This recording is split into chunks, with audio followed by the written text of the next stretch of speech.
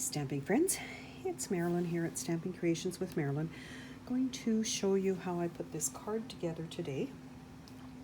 And actually it is quite simple with this gorgeous bundle that you can get in the current mini catalog, the January to June mini catalog. And it's on page 44. As you can see, it comes as a bundle. There is a stamp set and a punch.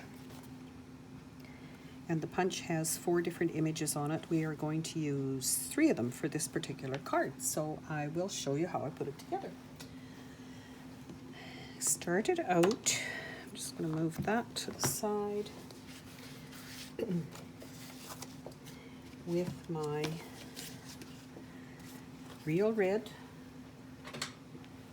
cardstock, cut at 4 1/4 by 11 and scored and folded in half.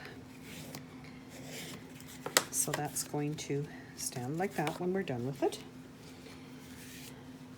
Then I have a basic white layer, 3 3/4 by 4 3/4 by 3 1/2.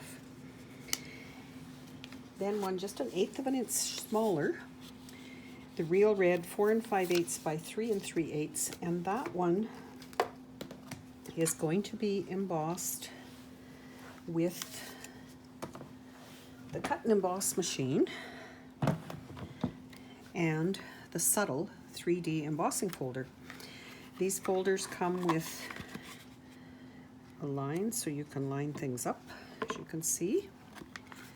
And this particular one we need, I think, not going to work with that one. Just give me half a sec.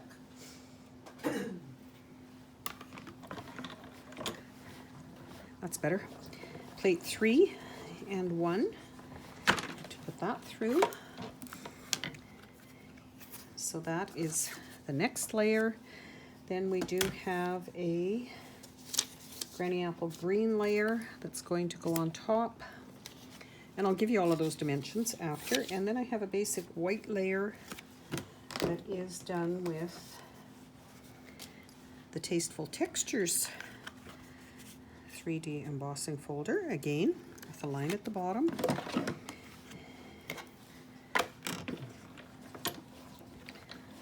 Oh, now that one does need the other plate. Still struggling to, yes, that one needs that plate. So when you're using the cut and emboss machine, don't force it. Just keep trying different combinations until you get one that goes through quite easily, because you don't want to wreck it.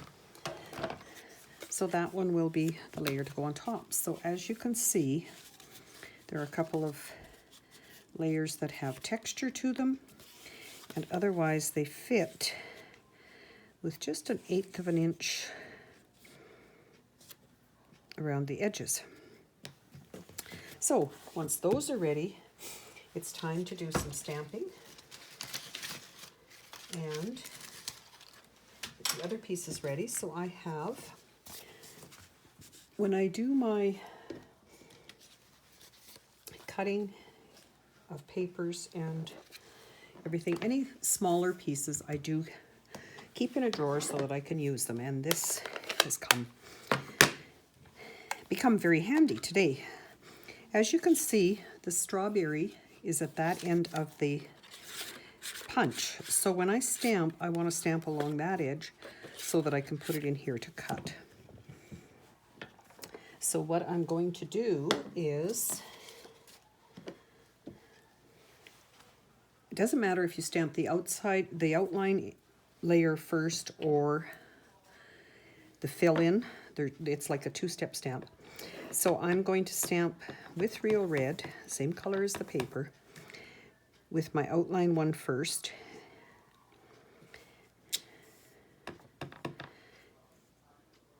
And put them quite a ways apart so that I can punch them without damaging the rest of the paper. And for the second step, which fills it in, I am going to stamp it off on my paper and then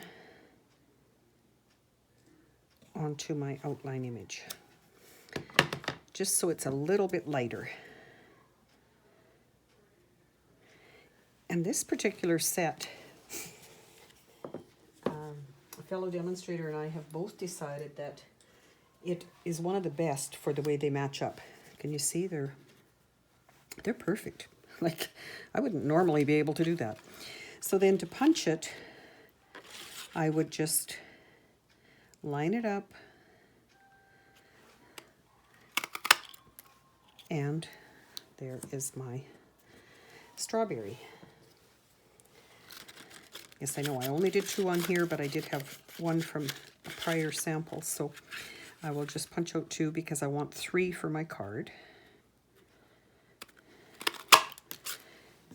And of course there's a little bit of flying paper all over, but that's okay. So then for the others, I have Granny Apple Green, which is the same green that we've got for paper. And I'm going to,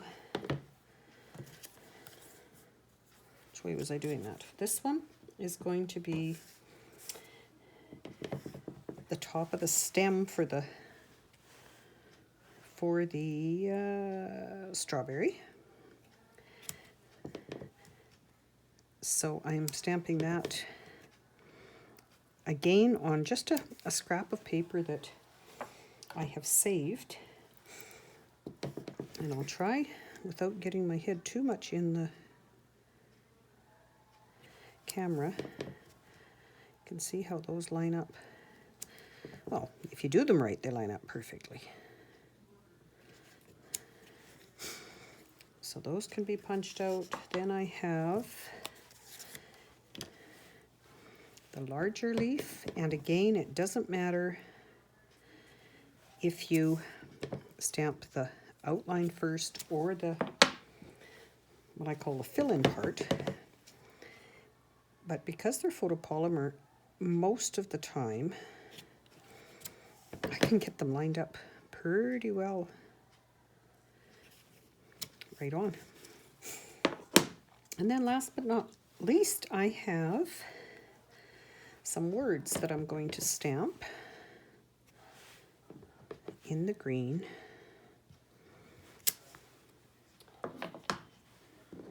And use a different punch to punch those out. The Timeless Label Punch is going to be that one.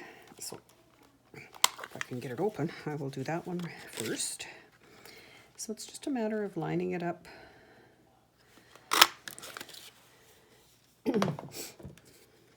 in line. Got the strawberries. Now I'm going to grab my Post-it notes because quite often you need it for the extra length, but this one will fit. So if they don't, you can always trim them and use a Post-it note as kind of an extra length. Works really well. So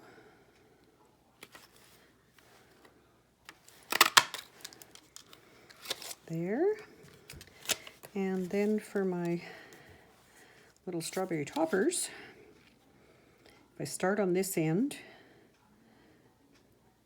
hopefully I will be able to get them all punched out. So I trim.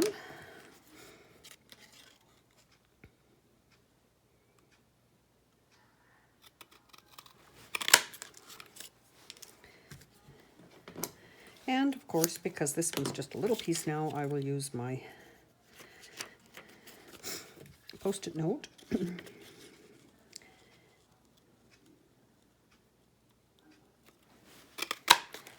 And there, I should have 3 of those, 2 of those, and my words. So now it's a matter of using a little bit of adhesive to attach these. And when you use the liquid glue like this, it won't dry too fast, so you can just attach those as you see fit.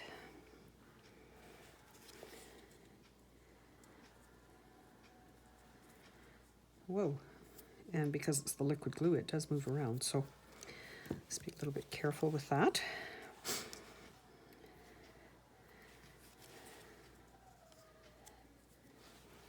So I have my strawberries ready, my leaves, and it's just a matter of putting it together. I don't think it matters which way if you put like this layer down, then the next and the next. And of course, I do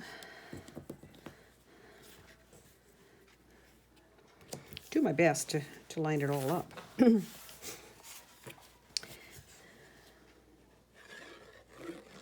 When you have embossed layers like this, it's good to use the liquid glue because it goes into the grooves.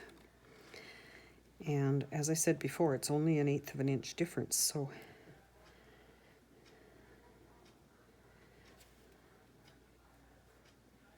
my goodness.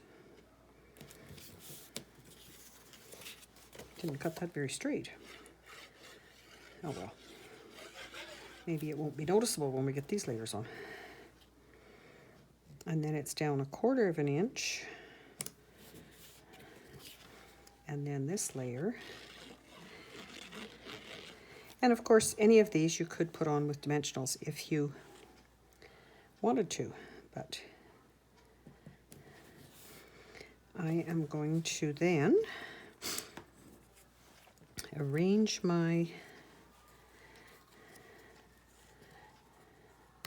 these layers. I'm going to have my words. I will use dimensionals on some of this, I think. That strawberry, maybe that leaf. I think this one's going to go underneath. So, put dimensionals on those two.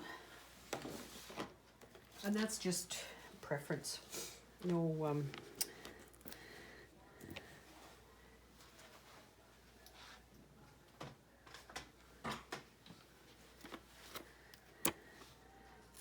doesn't have to be a certain way for dimensionals or not. Yes, you notice I am cutting the edges of these dimensional sheets because they are still very useful for putting these on, and you might as well use them.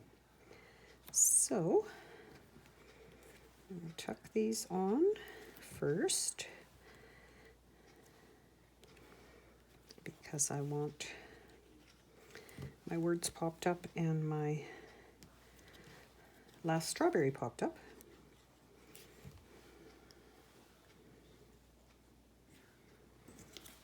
Then I will put my greeting.